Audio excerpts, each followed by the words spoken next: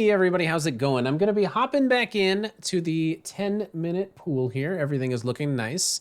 And we're going up against Sinjay, who has played 1,000 plus games of Rapid. So let's see if we can get something fun and exciting.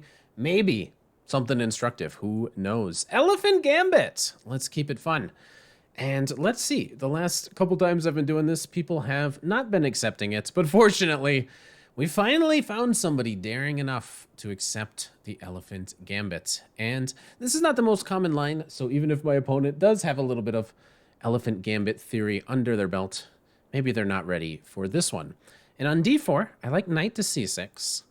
And the main point of this sacrifice is to keep this queen on this very annoying diagonal, where it becomes very tough for white to move this bishop out, because it always hangs the g-pawn.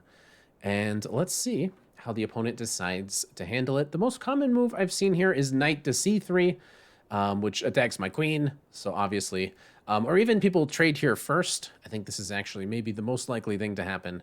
I take back, then they can bring their knight out, threatening to play bishop to b5. Whenever this knight comes out, typically I'm going to be pinning it.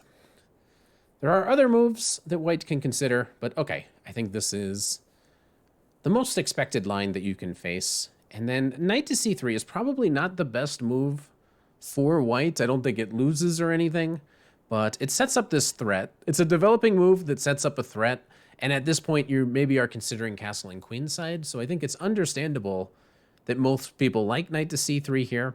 It's met very strongly with bishop to b4, with some immediate threats, and then white very often goes wrong out of the opening. So yeah, I'm still in book here. I'm still very much in my comfort zone, which is the other benefit of playing this, is that simply I get to be more comfortable in the fact that I know what's going on. And I think white is maybe slightly better here objectively, but they play c4, which is a very, very curious idea. Now, maybe I faced this before and I played bishop g4 and it worked insanely well, but that's not the correct move. Now, in the past, in a very similar position, I played here, thinking to myself, f3 is not such a hot move to play. But then f3 ended up being good. What was that game? The appeal of this move is that then I'm set up to castle on the next move. And you can't really block with your bishop, because then I'm able to take your g-pawn. So it requires, hopefully, that the queen moves. Queen d3, queen b3, queen somewhere. And then I can castle immediately, which seems like a very reasonable thing for me to try to do. With the pawn on c4, I guess the point is that you're going to be able to play d5 a little bit easier as white. d5. I doubt it. What are the other options? I could always go here and then try to castle on the king side to play rook to e8 as quickly as possible, which I think might also be an incredibly sane thing to do. Nice. If you block with your knight, we're just castling very quick and then rook to e8. Always going to be some bishop e3, but then bishop e3 with a rook on e8 is always running in to some knight g4 stuff. I'm not exactly sure. I'm going to begin with this move because I think it's most interesting, but I'm not going to be shocked when the computer says you should check a castle this way. Which, also seems very logical. But I'm going to try to play here, which hopefully is a little bit more aggressive. I'm going to play this move, presumably at some point. Maybe the queen goes to b3 to prevent that move. Maybe we see pawn d5, which is the craziest move I can imagine opponent might consider. It's probably not very good, but it's the craziest move they might consider. What do I do if they play d5? I probably don't need to waste too much time. There's probably something else going to be played. Okay. If I castle on the queen side and you take here, you no longer can meet a rook check with your bishop coming in. You would be able to move the king. I could force your king into the corner in that situation. And maybe I'm not achieving anything.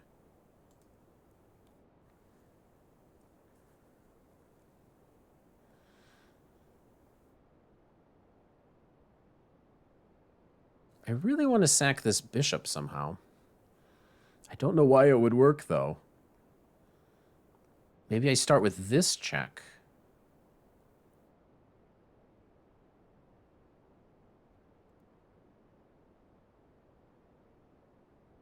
I just like the idea that I get castled before you move any of your biter pieces. So let's live life on the dangerous side, huh? It just... I can so quickly get all of these things into play. I just at some point need to do something on this diagonal if your king is coming here, which is not easily done. At least not so obviously done in my mind. If I give a check, and somehow I followed up with a quick check and the bishop comes, then I'm definitely sacking here. Some position where e2 becomes very weak.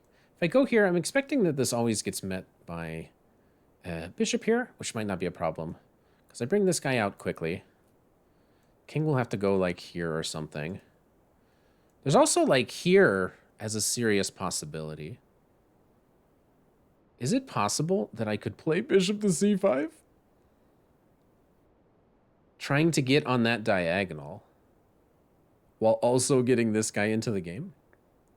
And if that's true, is the line better? Should I force this bishop to maybe come here? Wait, but if bishop there, then I have rook takes. So I think I give this check. Yeah. We give this check because some knight move we're not worried at all. We should be quick with this. Which I still don't see how I do it unless this bishop ever comes back. I don't know. Bishop c5 was kind of a curious move. It'd be nice, you know, sometimes in chess, it would be nice to play the same position twice. Hey, I want to try something. Let me play this game twice. See if I can get away with this a couple different times. Wow, king moves right away. Okay. So white does sense that that is going to happen at some moment. And they do it now. Interesting. So now maybe they have this. So in response to this, maybe this does become a possibility. Riddle me this. I go here. You play a move that... You probably don't go here. So I play this move. And my next move is bishop to c5. I'm putting my rook here so that if you ever go here, I have this opportunity of taking. And if you take back, something is happening here. Right? Let me bring this guy. We're down in peace. We have developed everything. That's got to count for something. Opponent has not developed a lot. Even bringing the queen in, actually, just bringing the queen in could be very interesting. Even in that last position. Because, you know, I'm getting ready to start doing stuff. Should be close to something, right? Are you going to make a not developing move? What, are you going to not develop your pieces? I like this line a lot, because then I get to take it. And I get to go here, and then I get to take this, and then I get to go here. That's the kind of line I'm living for. But what does white do? I mean, you got to be terrified if you're in white's shoes. But maybe they just the stone cold defense. I'm glad I don't have to defend this one. I'm glad I get to sit by and see what you come up with. What is white gonna do? Let's think. Like, I just expect some normal move. Right? Just some normal move. Why would you not do a normal move? Which makes this less likely to happen, because then maybe you can go here. Some line, the same exact line where my queen comes in here, it's now defended by the knight. So I'd need to, in some line like that, take the knight. But, like, I don't think you're worried about this as white. This just strengthens your center completely, and I get rid of one of my attacking units. I think you strongly encourage it.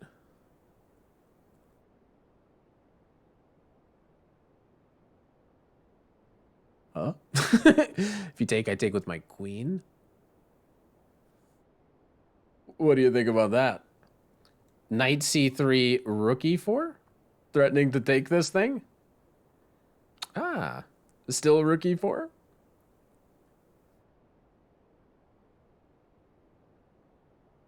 Excuse me? Wait. It was not checkmate? Oops. You didn't see that, okay? Nobody saw that? It's still a good move. Just happened not to be checkmate on this occasion. If bishop here, we can sneak in. Don't laugh at me. Stop laughing at me, okay? What, you never miscalculated in a complicated position?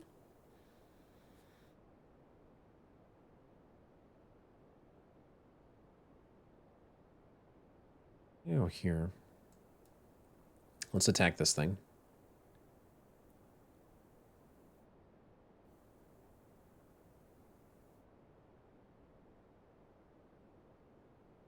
If here takes, here, leads to checkmate, right? So if he goes here, I think I can take this. When you take back, I think I can take this. And I don't think you can take my bishop. I don't see a check for your queen.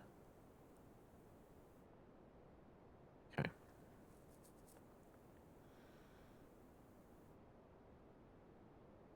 So my first thought is to go here.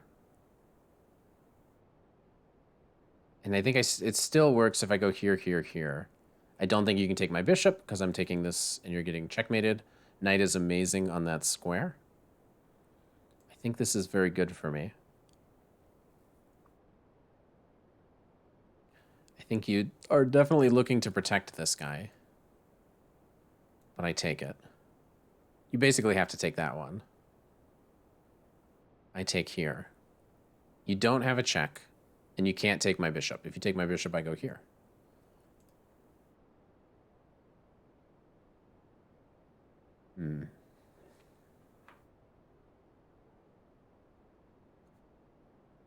It feels like white should be in a lot of trouble.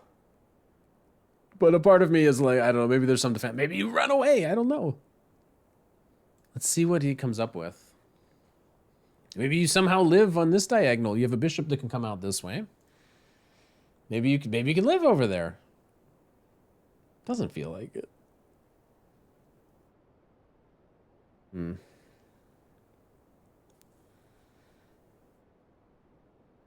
Well, random move. I just take this. And you're in a lot of trouble.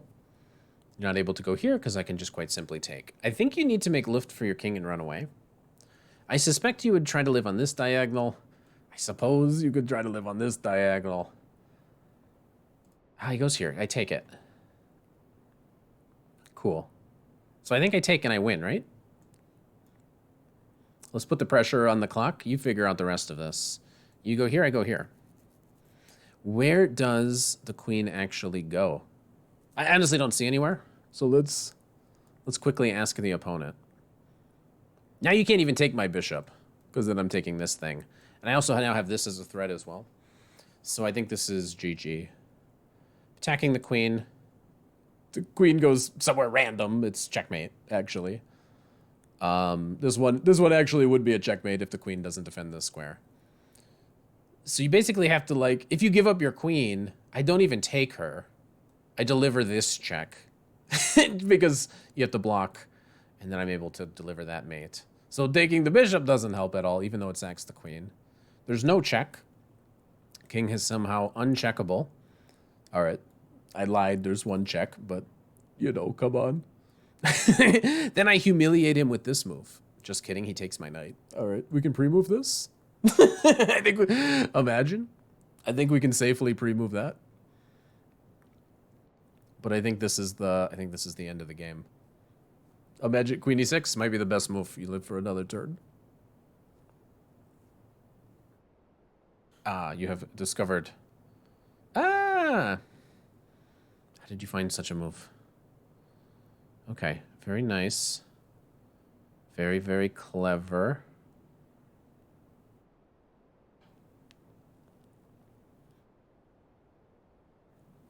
So just, look, this is the simplest. I threaten checkmate. I guess you can get out of it. Wait, oh, shoot. If I take here attacking your rook and you take my bishop, then this is again mate. So taking, I take the pawn. Okay. Yeah. Okay. So I go here, threatening this, threatening this. Queen moves away. I still have this idea. Okay. This was a nice spot by the opponent. They are finding some resources that I'm missing. So a couple holes in my calculation today. This is my first game of chess for the day.